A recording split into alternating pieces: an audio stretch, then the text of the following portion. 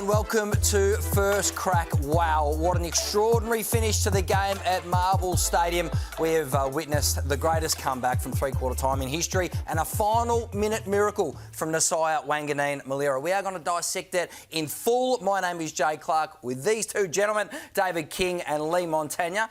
Still reeling, really, from one of the best games of the season. It's one of the most extraordinary moments we've ever seen on a footy field. Still coming down from that high. We were just about to get into some tucker and thought we'd had the show planned, and then all of a sudden that came out of nowhere. But it was incredible, and I can't wait to look back on it, particularly look in the last moments. But it was something special. Yep. Every now and then you just get a special player do a special thing across 30 minutes or 40 minutes. That quarter. Yep.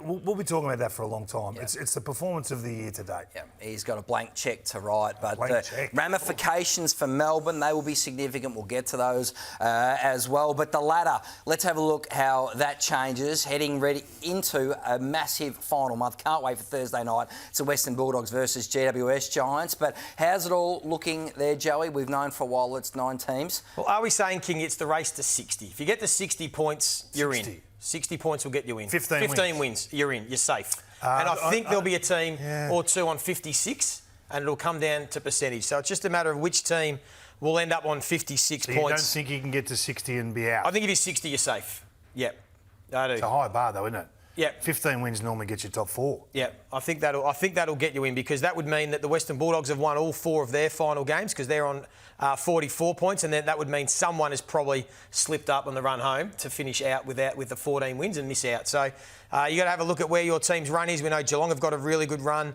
The Hawks are the ones that are interesting, with Adelaide away, then Collingwood. They'll probably get the win against Melbourne, and then Brisbane. So 1 win won't be certain. 2, I think, will be enough to get them in. Fremantle as well, Carlton and Port Adelaide, but then Brisbane and the Western Bulldogs to finish. So they need to win both of them. Gold Coast have got the extra game in hand as well, of course, remember, and that's Essendon. So you could look at it if you wanted to look at it that way. By that time of the year, you'd think they'd beat Essendon. They're on 52 points. There are 9 games that matter against each other. You've got to do your due diligence against those that are outside of the top 9, but there are 9 games that matter. 3 of them next week, 1 in the week after, 3 then 2. The finish to the year is going to be unbelievable. Dogs versus Freo at Marvel will be just must watch. It's the Dogs' grand final on Thursday night, I think. This week. Yeah, they have to, absolutely. They have to win. Yep. They have to win. They play Fremantle last round, and also the Hawthorn-Collingwood game. I mean, Hawthorn's got a tough run home. If they can pinch the game at the MCG against Collingwood, that could set them up. So who have you got missing? Is the big question. It's okay to talk about. I got a Hawthorn missing. Hawthorn missing? I think the Dogs. I don't think the Dogs will win all 4. I think they'll either lose 1 to the Giants or maybe the Fremantle game late in the season. Who about you? I think the Dogs will win all 4, and I think a team can still miss on 60. I think, given Fremantle's percentage, they're the ones. It's percentage for me that's going to decide it. Let's get to the most epic finish of all time, because it simply was extraordinary. 46 points up Melbourne were at three-quarter time, and then one of the most extraordinary comebacks as Ross Lyon's men caught fire in the last quarter, setting up that final minute miracle from Nasiah Wanganeen-Milera. What changed in this game, Joey? How did St Kilda get back in this contest? They were gone. They were gone. It really came out of nowhere, to be honest. They didn't ever really look like winning, but they just just went at it. They went for it. They took the game on. Max Hall had an incredible 4th quarter himself. We'll get to the main man in a moment, but his 7 disposals, 6 score involvements, 4 clearances and 2 goal assists to Max Hall alone. But they just kept peppering away. They just went for broke. They took the game on, and then their forwards were starting to get on fire. They were marking the ball. They were getting really good looks. Here's Hall again. And it just, I mean, really, Melbourne capitulated to some extent. They just stopped. And the Saints just had all the momentum, and they kept going. They were able to kick 4 goals from clearance in that last quarter, Kingy, and in the end, they just overwhelmed the Demons. For an experienced team, they just lost their minds, Melbourne. They did some erratic things. They took risks when they were trying to save the game. They blasted the ball in the corridor. They surged the ball forward.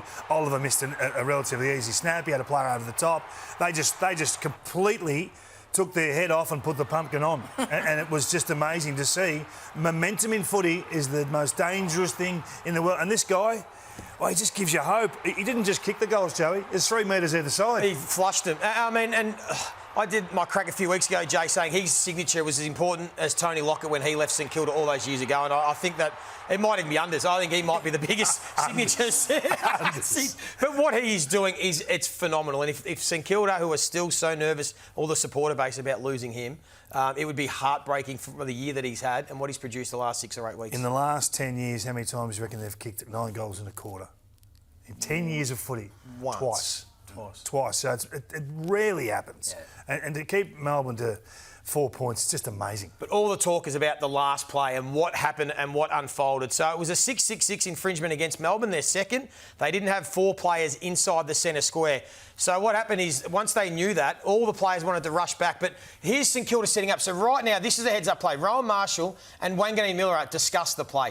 They work out what is happening. So Rowan Marshall and Wanganeen-Milera say, we know what we're going to do. So watch Wanganeen-Milera here yell out to his forwards.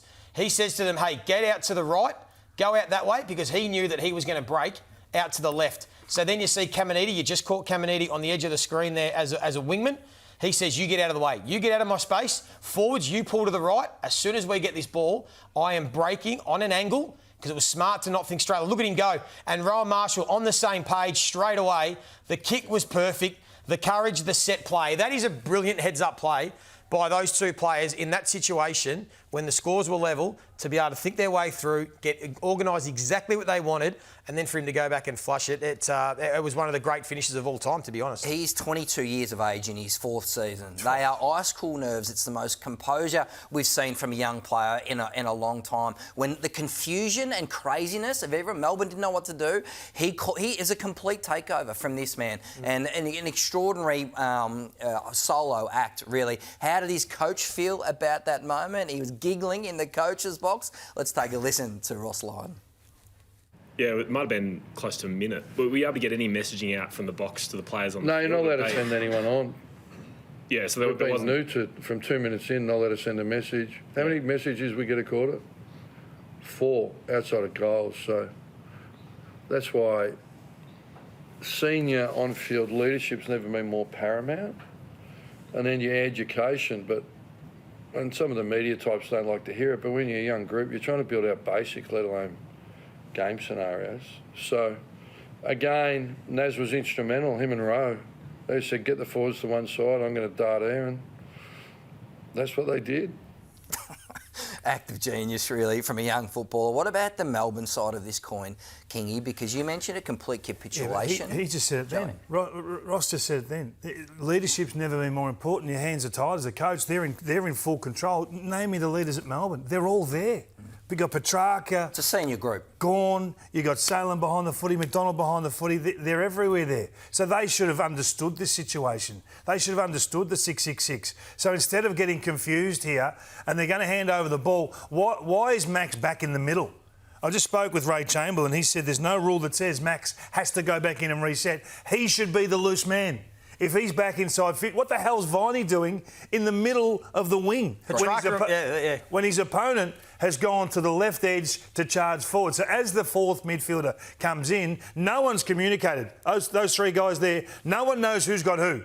So the most important player on the ground, Viney's thinking, I've got to get back to Wanganeen-Milera. I'm assuming that's what he's thinking, because he's not going with Caminiti, who charges to the left. Well, clearly he doesn't get there. He doesn't surge. Bowie doesn't know what he's doing. And the rest of the Melbourne backs, they're all here. Well, why is Bowie out there? If he's all the way out there, that's fine. Stay there. He turns to correct and look. He's not organising Viney. He should be saying to Jack Viney, come back. If you have a couple out, Joe, which is the old rule, maybe it's... If Max is there, I guarantee Max is on the right-hand side in the absolute drop zone. Bowie turns and he's not even facing the play. So I don't understand how they've capitulated so poorly in the space of 30 seconds. They haven't assessed the situation, they haven't assessed the likely danger zones, and they've allowed Nasiah Wanganeen-Milera to charge unopposed into that dangerous area through a lack of understanding of what's likely to happen and a lack of communication. This is on them, and the details matter. This comes back to coaching. I don't care what anyone says. And it comes back to learnt habits, learnt skills at training. OK, 2-minute drill. What can we do? What can't we do? They should have known these things. They really should have known. This is their profession. I'm disappointed with Melbourne because this is a game they played really well for 3 quarters, and have just lost their minds. And Pickett and Petrarca didn't have to be at the square. They at the circle. They could have been all the way back just inside the square because they knew it was St Kilda's free kick. They were resetting for St Kilda's free kick, so they didn't have to be at the circle. It was. Did they think it was going to be a bounce? Exactly. I'm not sure. They didn't know. And the other thing too, when you point about that, the details matter. You've got to be across these things. But Simon Goodwin was coaching from the bench, Jay-Z, and they kept crossing him. He wasn't giving instruction to his players at all. He was standing there watching. If you're on the bench, that's one of the advantages you have as a coach, is to be able to yell out to your players in that situation. Jack Viney, his vice captain, would have been 40 metres away from him. What was Viney? He was guarding no one. He didn't know. He lost his head. It's the dumbest thing I've seen this year. Viney standing wrong side of his opponent, 30 metres, giving a targeted player. Like he can contested mark this guy, Caminiti. Allowing him to go inside 50 unopposed is just a cardinal sin. Let's have a listen to the coach, Simon Goodwin from Melbourne. We won't shy away from it at all and won't sugarcoat it. We'll just own it and do something about it and make sure it never happens again. Today's unacceptable. For all the good that was in the day, that last quarter was so far off. And whether that be the way we played, in terms of what we really value, but also how we handle real momentum and swings against us in tight game scenarios.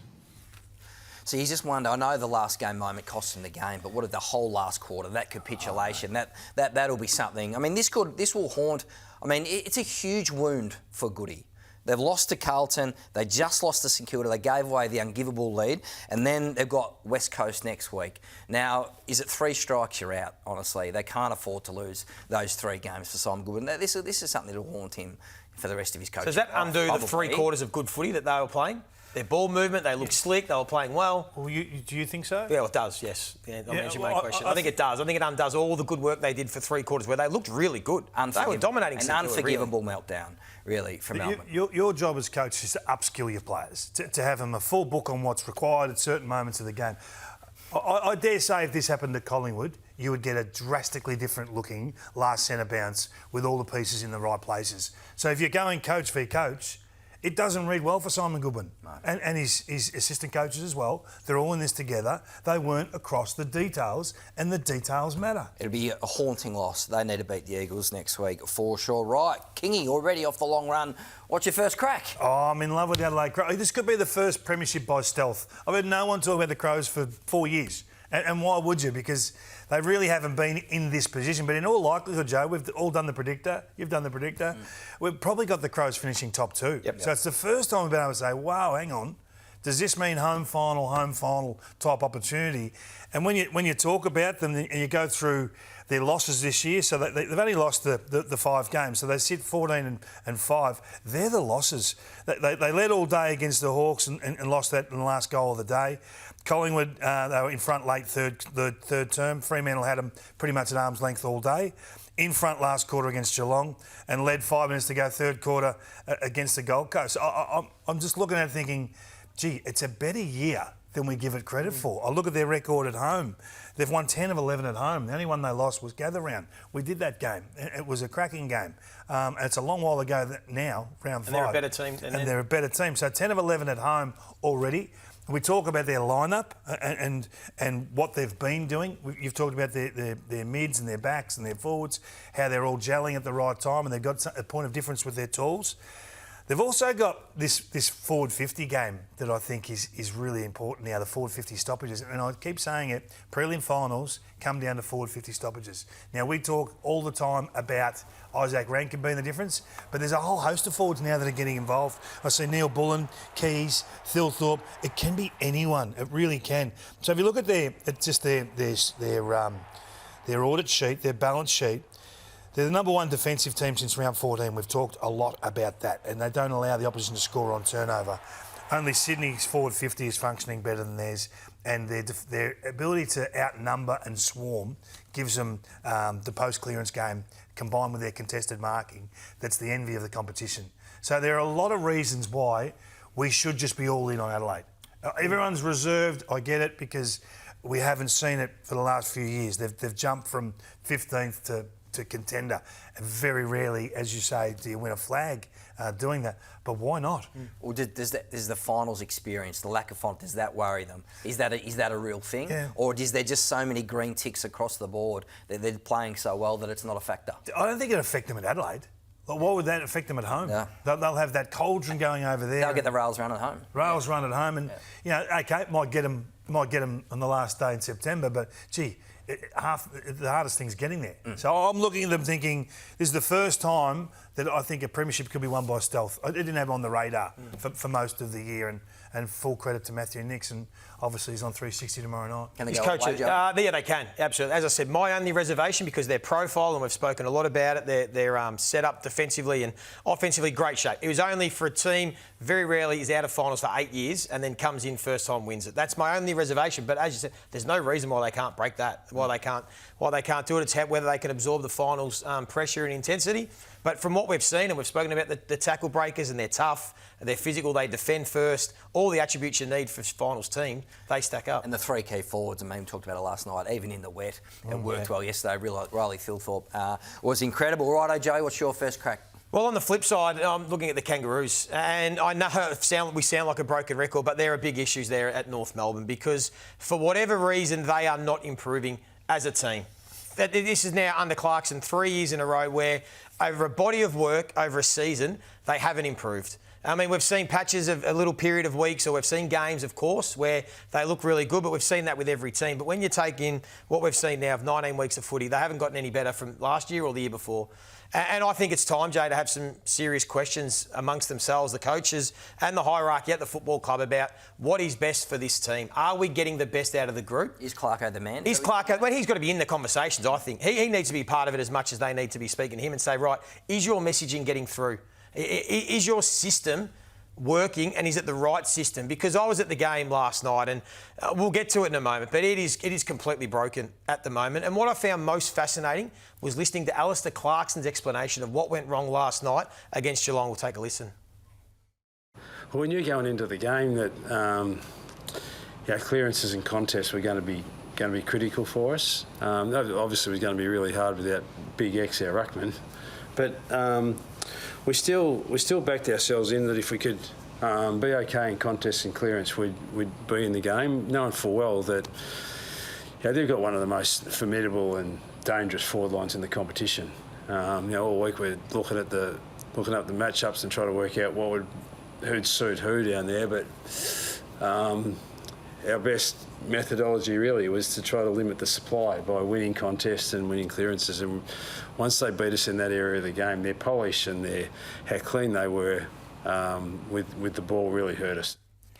So there's a lot of talk about the contest and clearance, particularly in the midfield between the arcs. Well, they were the numbers. It wasn't like it was a mauling with the contest and clearance. Now, those -7 clearances, in fact, were all centre bounce. So no doubt they had an issue with their centre bounce work. And, of course, we know Tristan Sherry was missing, and that played a factor.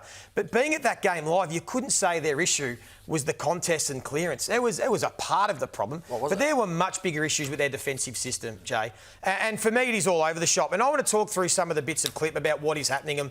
There are too many players that just go ball hunting and have no balance or want to defend. So look at Tom Powell there. So Manners out to the side. And then Hardiman in this situation knows he's defending 2 Geelong players. So wouldn't he think, well, I need to stay back just in case it's a turnover? His first thought is to run off and go get a handball receive.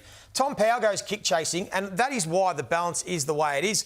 It's strange, and I know those two are young players. These two aren't young players. So this is from a free kick from the centre bounce, right? So we see who the two players are. Griffin Logue on Jeremy Cameron, Caleb Daniel playing on the small Tyson Stengel. Now, as this plays out, right, so we should get it sped up from here and see what happens as it unfolds. So it goes down, turnover.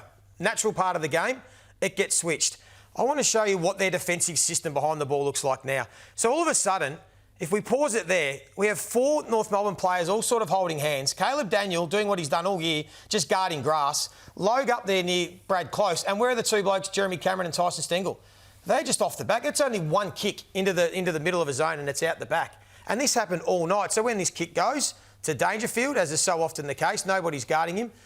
They get the easy goals, and Jeremy Cameron had the easiest, it was the easiest 11 goals you've ever seen, the way that he was just able to sit and wait for the ball to come out the back.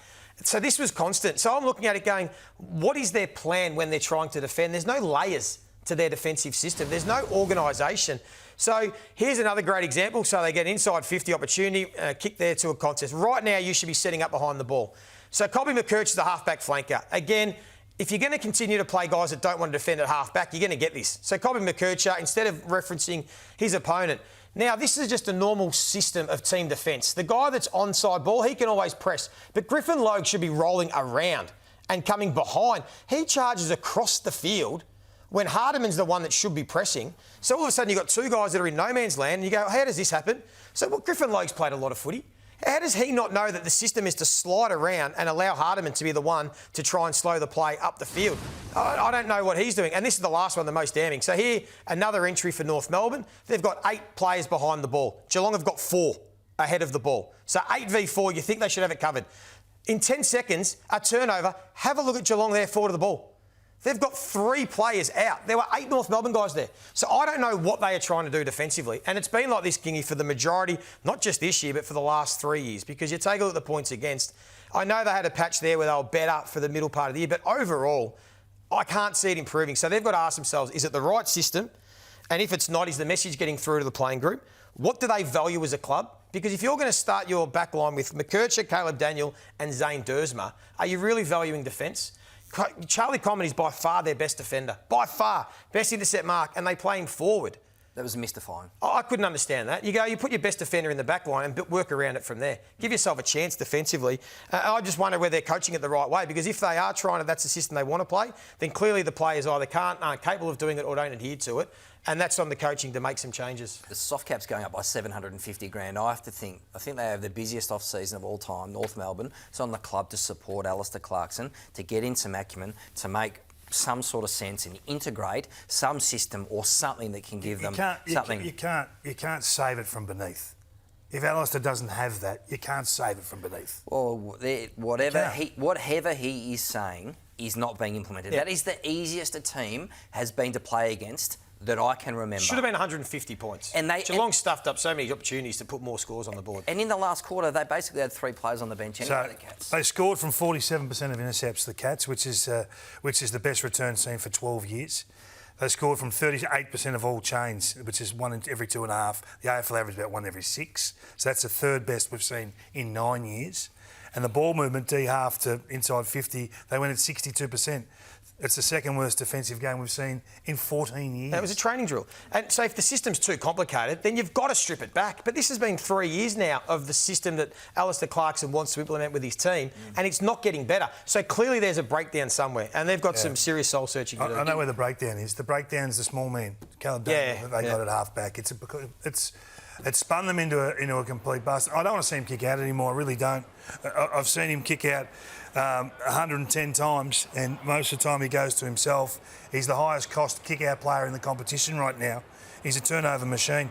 And I'm not sure what he's actually doing. He's got the best role in footy. He doesn't help you win the ball back, and he doesn't help you counterpunch. He doesn't fight the fight at contest. He's winning close to 80% of his ball in an uncontested fashion across halfback. That doesn't help. So if you're not elite by foot or creating overlap run or winning the ball, what are you doing? So I think that they continually roll with this guy, and it causes all sorts of problems for the rest. We've seen McKercher. Did you drop he's a bit of, He's got to be out. Yeah. I don't understand how he survives in this team without a function. I just don't get it. So McKercher's now trying to do what Daniel does. Similar, they're almost identical. And we've seen probably 3 of these a week. So what's happened to their vision? Like Colby used to see Zurhaar on the right there and give that handball. But now they've just become blast. They've lost their mind. So they've become really basic players. And it's permeated through the team. So there's the kick-out costs from Colby. But in general field play, a couple of times a week, it's happening far too regularly. And I just feel like they needed to sit down and say what's going on here. And this is Alistair Clarkson. It's not the support group. Second round pick for Caleb Daniel. The trade has been near on a disaster, as you explain. Time for our BP Premium Performance of the Weekend. It is the man who kicked 11 goals. He could kick the ton for the year, Joey. It's Jeremy Cameron, and he ran around witches' hats all night. Well, he started at half forward next to Colby McKercher. That was his matchup for the first 5 minutes of the game when he got his first couple of goals. And then it was always, he was licking his lips. As I said, it was 11 goals. It's an amazing performance, but it would be the easiest 11 goals any player would kick with the amount of space that he got, the way the the ball got delivered out the back. But he's in super form. 31 goals now, Jay, with 4 home and away games, potentially 3 finals. It is now not unrealistic that 100 goals is in the equation. It could be grand final day. It could be grand final day. He could be needing 3, 4, 5, 6 goals. All the corporates running on the ground. Imagine that. All the suits out there on the ground. It was spectacular to watch. And as Patrick Dangerfield hinted last night, they'll be looking for him. There's no doubt about it. They were funneling and feeding him last night. That'll be the case within reason for the final month. Right, it is time for my first crack, and I think we know who this year's Brownlow medal winner will be, and that's the little master from Collingwood, Nick Daicos. He would have his nose in front, and he is absolutely on fire. He was incredible, this man, today, because we see in those wet conditions, he used the ball like an absolute pointed laser. Kicked 3 goals, had 42 possessions, and did some extraordinary stuff. Won a lot of his ball on the outside, but had some tough moments inside as well. In particular, a hard ball to set up Lukey Schultz and Dan McStay goal. But this stuff on the left, incredible. Like, you know how hard that is on a wet day at the MCG, Joey. Not many players can pull off that sort of stuff. So his Brownlow misfortune has been remarkable over the last couple of years because he had the leg injury late in 2023, just missed out by a couple of votes, and then last year Patrick Cripps, no one was catching him. It was a record-breaking haul. He was a runaway train. He still polled 38 votes, this man, but he would have his nose ahead at the moment. Bailey Smith wouldn't have got the 3. Noah Anderson, can he do it? I think Matt Rowell would have got the 3 votes. So let's have a look at his run. Look, he's been absolutely on fire. So he's leading the coaches' votes as well, and this is some sort of purple patch because he did start the season slow. Yep. I had him number 2 in the top 50, and you wound me out for that, Kingy. But right now, he is right up there at the pointy end the way he's using his footy. Well, he can't be number 2 if he's winning the Brownlow. He's got to be number 1. So I'll have a go again. He's going full throttle. I think his last month. Threat. Yeah, Dawson's a threat. Yeah. Who do you like? I think Nick Daicos is in front. I think Noah Anderson just behind him second at the moment. I won't have time to show the vision, but I just want to give a shout out to Nick Vlosten. 17 intercept marks today. I thought Nathan Broad and he have been unbelievable. Yep. 17 intercepts. There's only been 4 better individual performances in the last 10 years. It's incredible. A huge day. Yep. And I just think this is a sort of... I mean, you're showing the Kangaroos vision before. My God, this is the complete opposite of what these two are doing. Fighting tooth and nail, this sort of play here. Just in the fight. And I just love it. And I just want to recognise those 2 guys. Tough day, and they're seeing a lot of ball coming at them at speed because they've got some young warriors around them they've got to organise. Nick Vlosten's he's never been All-Australian, he's been in the squad twice. I think this is one they have to correct. He, for me, is a lock for this year's All-Australian. I agree. I think he's the interceptor. So the tall defenders aren't really, shooting the lights out. We know there's a lot of good half-backs, but in regards to that interceptor, normally it's been owned by Stewart or Sicily. I think he's the one this year that deserves the recognition. North Melbourne through the kitchen sink at Broad. Braden Maynard, who'll it be next? Jordan Ridley at Essendon, Stephen May at Essendon, Jake Lever. They've got to bolster that back half, right? So much to talk about tomorrow night. You'll get a great dissection on AFL 360 with Jared and Gary from 6:30, and then Craig McRae and Matthew Nix, your man, King. Can't wait to hear from them on the coaches' chat, and then Jack and the boys on the couch from 7:30. Been a big round of footy, a massive run home. You'll catch it all on Fox Footy.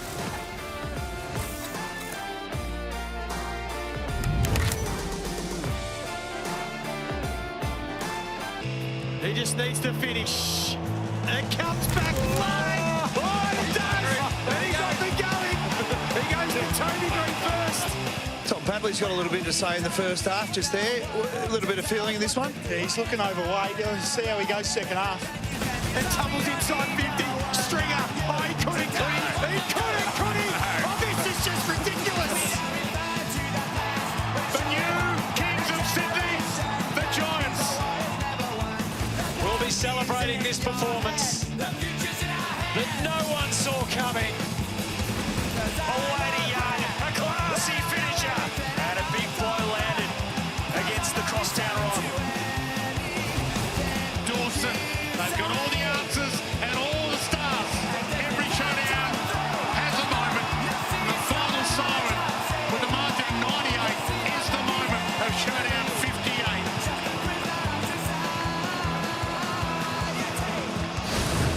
Well, big round of rivalries and some epic games amongst that lot. As Fremantle take the chocolates as well as Adelaide over Port Adelaide. In the Queensland derby, it was Gold Coast over Brisbane. Now, I want to ask you, David King, in that Gold Coast midfield, who's Batman and who's Robin out of Matt Rowell and Noah Anderson? I don't know who's who. I don't know who holds the balance of power there, Jay. But what I do know is they got two that are completely different, and the way they attack the contest. I think we've got the game's greatest hunter in Matt Rowell. When that ball's on the deck, he doesn't care who's in his way, how far away he is from it, it's his. And once he locks in on it, he just chases that footy. And when it's a slightly wet weather game, he's even better. And I marvel at what this guy is able to do. If you look at first possessions, it was 51-49. So the gap in the game really isn't getting your hands on the ball. It's what you do once you've got your hands on the ball. And I think they're becoming one of the better in-out teams in the competition. And we're just not really recognising it. His ferocity is ridiculous. Just have a look at him, Hunt. He's had a couple of efforts there. Nose back to it again. Where is it? I'm going after it again. Spills, bang, got it again. And then out. That's the game. Repeated 300 times. So same thing again here. They just find a way to get a hand in to out. We've seen this goal 100 times. That's where he hunts. That's the Noah Anderson hunt zone. He kicks goals from there all the time. So their ability to get onto the loose ball, and now Rowell's a different player. It's not just surge the ball forward. It's step out, drive. That 5 metres there's huge. You get a high quality kick coming out of there. And that's why in the end, from centre bounce, they kick 7 goals to 1 point. I haven't seen a mauling like that against Brisbane ever. And I think Chris Fagan be saying, hey, you've been schooled. You got rowled. We used to talk about that. You got rowled. Well, it happened on the weekend. And I think it changes their whole model. It allows them some luxuries now in terms of having to play a bit more talent forward of the ball. We see Humphreys starting to really light up, Long back to good form. I think this victory or this statement just affords them positivity now with selection. So Anderson's finishing has been remarkable, really, with his running goals, but a lot of this does start with Rowell on the inside, to the point. Kingy, what about Brisbane? How did you see the line side of things? Yeah, I was really disappointed with Brisbane. I thought they showed their opponents a lack of respect. So that's on the inside, but I think on the outside and the way the game played, they just thought someone else would do it. Look at McCluggage and Lachie Neale here at this D50 ball. They're just watching, and Fiorini just strolls past them, kicks one of their first goals of the game. You thought, gee, that's unusual for Lachie Neale and McCluggage.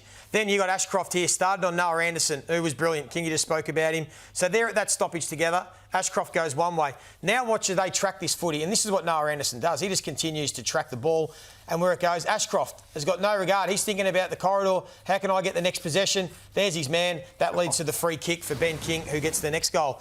Then out of a centre bounce. So it comes this way. So Ashcroft again. So this time it's Lachie Neale on Noah Anderson. So it comes in, free kick to Gold Coast. Right, reset. Where's your man? Lachie Neale, look at him. Just walking. That 1 second's enough. And then Rayner, who was in the centre bounce, he just got caught guarding nobody. And you see the Gold Coast Suns strolling through the middle, and you think, gee whiz, that's pretty easy. And this is the last one. Ashcroft again playing on Bailey Humphrey. Look at him there. He goes, I'll just roll back. Someone else take care of it. Everyone knew what Humphrey was doing here. He was waiting to get the handball received. There was no real care. And Brisbane aren't usually like this. You're not the champions for a reason. But for this game, they were off. No. And I think they just thought it was one of those games where they'd go through the motions, someone else would do it. I'll get the ball, and they got bitten on the backside. So I think it's a sharpen up reminder for them, and I think we'll see a response. We're off their tucker. We haven't seen that from a Brisbane side for some time. What a game on Friday night as GWS pulled off a comeback over the Swans. That third quarter, Kingy, particularly in the forward half, some of the most electric football we've seen from the Giants. Yeah, and we've talked about this forward 50. So without Stringer rounds 10 to 14, they averaged 82 points, which is 8th in the competition. But with him round 15 onwards, they're averaging 107 points. They're too big. The Bulls in the front paddock are just massive, and they're too strong. I look at their ability to win contest. So again, rounds 10 to 14, minus 37 contested possession in your forward 50. AFL 15th, with him in there. And this is why I'm pissed off with Toby Green, because it changes everything. It's a dramatic effect. So with him in there, they're plus 9 contested possession with Cadman, Hogan, Stringer and Green. That's third best in the competition. That allows you that. Without Green there, you go back to someone who's lesser grade, not a contest winner, and it makes the job so much harder on the three. Not just because of the quality of opponent, just because you've got one less contest winner. So I'm in awe of what they're doing forward of the ball, and they've got their damage back. There's no doubt about that. First half, poor. Coach gave the leaders a rocket at half-time, a real eyeball job. You got to lift, you got to lift, you got to lift. And they come out and start winning their own ball. It was an amazing, amazing night. Huge test for the Dogs' defence, which is questionable on Thursday night. What about Sam Taylor and the GWS? Now, so that's the front half. I want to look at the back half because we all look at the tsunami in the offence and we love it. But it starts with their work rate and their ability to win contested ball in their defensive half. So you just mentioned about half-time. So earlier in the season, they were in the back half winning contested ball, 16th in the comp. The last 6 weeks, they're second. And you can see what they do here. They started outnumbering in the second half of this game. They worked back into their defensive half. So this is in their D50. You can see all the numbers that are back there. Look at them all. So it comes off the back of their work rate to defend first. Then they stay connected. Then they get their tsunami going. So that is what Adam Kingsley and Toby Green spoke about when they talk about work rate to contest. Again, Canelio there was a half forward, getting all the way back into that defensive half. And then from there, they can get it going. So you can see the turnaround. First half, the contested ball in their back half of the ground, -5. They'd only scored 1 point off turnover. Once they get back and win the footy, then everything flows off the back of it. So I think that's the blueprint for them going forward. How dangerous are they if they make it, the Giants? Oh, they can get on a roll. They're as dangerous as anyone. Yeah, that's why I'm disappointed about Toby this week. I mean, this is a massive game. If the Dogs get them, it's game on again to fight for survival. Fremantle pretty comfortably over West Coast in the West there, Joey, and it was a clinic in the middle. It was, yeah. They scored 68 points from stoppage, which is the most they've scored since 2013. So it was pretty impressive in that facet. I don't want to hear any more about the Jackson Darcy stuff. It's now 14-6 when they've played together. It's stacking up. It is the West Coast. It is the West Coast, but I'm talking about a body of work now of over 20 games. Yeah, where I know, they are winning. Yeah. The points from stoppage, it's just that's the most they've had in 12 years. We know it's the West Coast Eagles, but what I particularly liked about this was Caleb Sarong we were critical on in the game against the Sydney Swans, where they were playing isolated footy. They were all trying to do it themselves, particularly when he got sat on.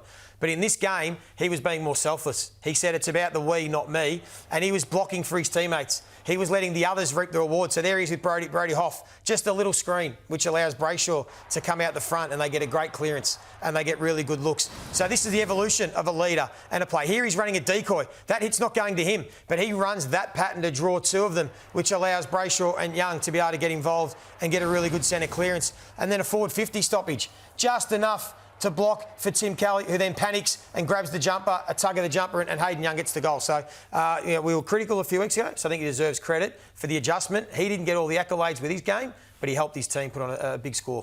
Now, continuing this discussion, it's time for health. Is your best player thanks to HBF Health Insurance, because Hayden Young, a man you've been very strong on all season, Kingy, really is the cream on that cake for Freo. Yeah. Do you agree that he's their best player?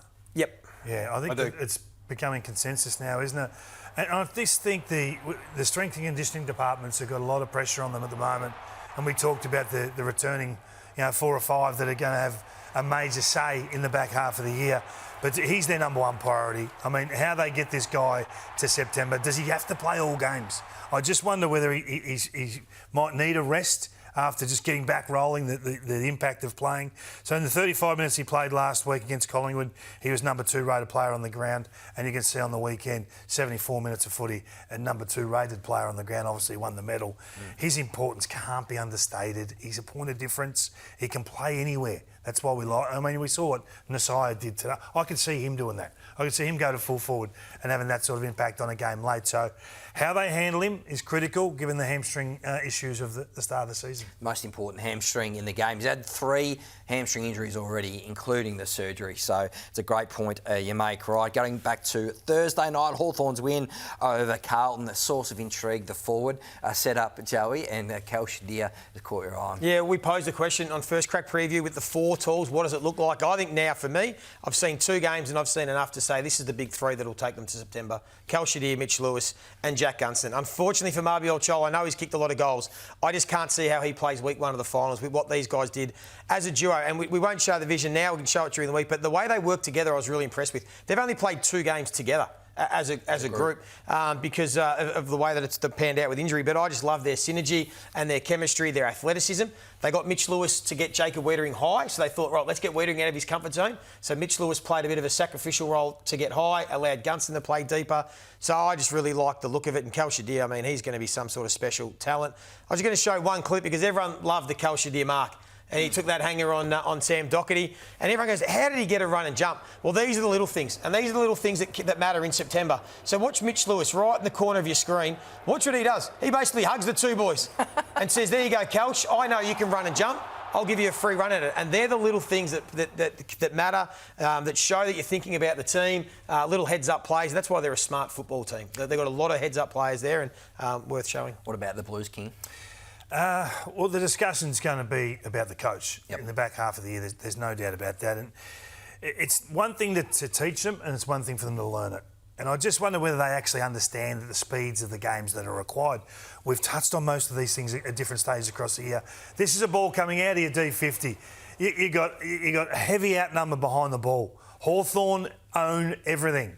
So why would Blake Acres call for that ball? He knows better than to keep the game going at fast pace into turnover. Same thing here. You know, OK, they got numbers out the back. I need to pop that handball to Chera or find an uncontested mark behind the ball before blasting it forward. These are not one-offs. These happen 50 times a game. So when you know you've got to go slow, you've got to accept that. And when you know you've got to go fast, you've got to get numbers there. If you're a tram track team long down the line, you've got to swarm numbers to the fore of the ball because when you don't quite get there, you become redundant straight away. So one kick, and it's basically 3 extras out the back for the opposition. So the lack of intent to actually see it through, I could have shown 100 of those where they don't quite get there. So you're not an offensive weapon and you give nothing defensively. And that's what's going wrong, is the players are not either committing to an act or don't understand the speed of the game that's required at each moment. So I think Vossi's got a hell of a job on his hands to get that to happen in the back half of the year. I don't really know whether you can educate those players in this next 4 weeks. I think it's a real challenge in front of them. Only Essendon and the West Coast are less likely to score from a turnover out of the defensive half, and that's why. Because unless Curnow outmarks 2 players, they don't continue on.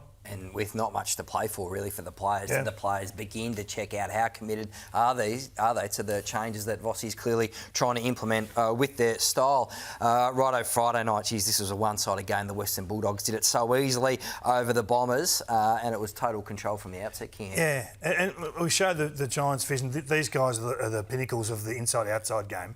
And if you leave the front door open for these guys, so as soon as you walk in, I know they tried a different mix, the Essendon Footy Club, put McGrath in, but if you take one step into the traffic, into the junk, you're redundant pretty quick. And they got it to the outside all night. And then it's go time. And then it's easy. And this is why they're so damaging. This is why they're going to be... It's going to be a must-watch this Thursday night. This matchup's a beauty. Merritt, he just gets lost in there.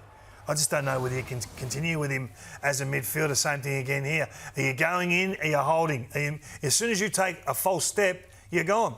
And they step out the front. So this is why they create so much damage, and it's all from stoppage. We know that. They're the number one damaging team from stoppage in the competition. They've got some work to do on turnover, but this is going to be a threat in any... If they do happen to make the finals, Joey, they will have won a stack of games in a row, so they'll be in good form. You'd be stiff if you finish 5th and you play this mob in the first week of the finals. But if you let them out the front door like this, and this is not a talent issue, this is a planning issue, this is a structure issue. So again, this comes back to coaching and to ensuring that the players understand the threats in front of them, and they weren't equipped. They weren't ready for it. What was your query on Merritt, just quickly? You said you don't know whether you'd go with him in the centre. McGrath in the middle. No, I think that was a bust. It was just worth mentioning again. They had 9 players with less than 50 games experience in that. They brought in Buslinger and Cleary. That was the same as Essendon. Now we know Essendon have got players that have played a handful, but only North Melbourne, Richmond, and West Coast had more players with less than 50 games to fit the round. So as much as it's this year, I still think that they've got the bigger picture in mind, and next year I think they can really springboard. This will be must-watch. 6:30 Fox Footy, Bulldogs versus Giants. These two teams don't like each other. That goes back to the 2016 prelim. Plenty of bus subs over the journey. It will be must-watch. Right now it's time for a short break, of course, but first let's welcome Julian Vance from PointsBet. Julian, what's your first crack? Thanks, guys. My first crack this week, well, exclusive to PointsBet. There's a market up. I think we can get involved here. The top 4 after the home and away season in order. So there's many options there, and I think this is how it's going to play out. We've got 4 rounds to go. I'm going Adelaide. I think they finish on top. They're just about the healthiest team in the comp. They've only used 33 players this year. If they can stay healthy, I think they'll finish top. Collingwood, we knew they were vulnerable in the last few weeks with their list being turned over. They used the most in the last 5 weeks, Collingwood, so we thought there was a chance there. I think they'll still hold on to second.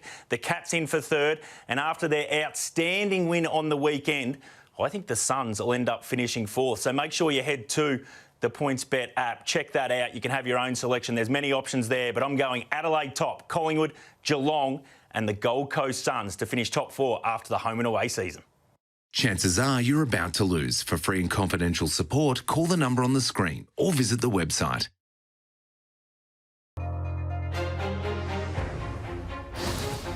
We knew there'd be a little bit of extra something about it, so pleased we were able to respond early and they wouldn't go away, unfortunately, but thought we did what we had to do. You would have liked to have started better. The Hawks getting the jump and that the scoreboard being able to go that way was just proved too hard to be able to fight back. So we had to work hard at the leg and then away from it, and to kick 8 goals from rebound is a pretty significant result. They just got us bit by bit over 4 quarters, which added up to a big margin. We either rushed, we panicked, we kicked it shallow and didn't take the opportunities to at least put a bit of heat on them. I love the way that the guys responded. I thought it was led by our leaders. I thought Toby Green was outstanding. Josh Kelly, Stephen Cornelio, Tom Green, I thought they were brilliant, particularly around the contest. We had a game to forget in a way. Like, we haven't played as poorly as that in a long, long time. But obviously the definition of insanity is you didn't want to be having the same conversation with ourselves and our coaching group if we lost the same way. I think the scoreboard flattered us probably for a fair chunk of that game. We know the problems we've got. I don't get caught up too much in shots on goal or accuracy because it's more about how you create them, and I thought the way we were creating shots on goal was good. What we don't want to get caught up in is the hysteria around results. We know where we are as a footy club, and right at the minute our depth is being tested. Definitely sort of exploring how we can get better, but it's more a matter, I think, for us of cohesion rather than sort of searching for something outside the box. Dreams can be as wild as you want them to be, but yeah, you dream about performances like that. My last events don't matter too much, and I don't ever ask my players to feel any burden with that. I think the bigger thing is for them is to keep developing their careers, and that's all I wish, to see them continue to develop as players. Yes, it's his last month in charge. Put like Coach Ken Hinkley there right now. It's time for Who Had a Crack, brought to you by Hunt. Great taste, low carb, how good, and you love young Murphy Reid at Fremantle. Yeah, we didn't get the chance to talk about Murphy Reid, but I just thought it's worth noting what he has been doing. It's an incredible season for this young man to kick the 1 goal, 1, have 23 disposals, but more importantly, 6 score assists, which was the equal most of any player this season. 15 score involvements, the second most. I think it was Tim English who had 17. I think about 10 of them were hit-outs to advantage. So what Murphy Reid has been able to do, playing the hardest position on the ground as a half-forward, I think is worth recognising, because when you take a look at his season numbers, Jay-Z, he's kicked 19 goals and already had 30 score assists, which is 8th in the competition.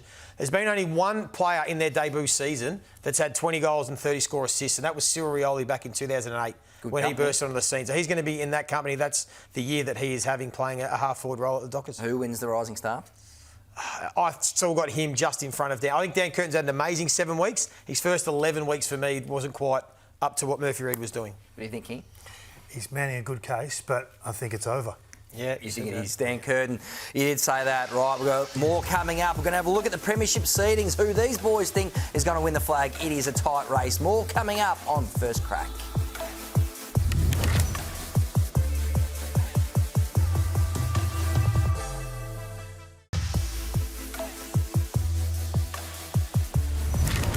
Welcome back to the First Crack. Tight premiership race. Guys, Joey, who do you think? How do you rank the top This four? weekend threw me. I didn't know if I wanted to overreact or not. I had Brisbane last week. I'm just going to stick fat. Adelaide jump in, but I'm not going to overreact just yet. Kingy? I like to overreact. I was tempted to put Adelaide 1. Yeah, so was I. I was thinking, but I thought that's overreacting. Yeah, I know. Brisbane. I'm disappointed I didn't overreact. Maintain the What about faith you, Jay? in Have you done Brisbane. it? I think we've all gone the same forward, to be honest. I think it'd be a Collingwood-Geelong grand final. It'd be an epic grand final if those two met in the premiership. Decider, your Crows and the Lions. Has there been a week you haven't put Collingwood 1? I'm not sure. That's David King, Leigh Montagna. I'm Jay Clark. Thanks so much for joining us. Superb crack. See you next week. And the rising star, probably.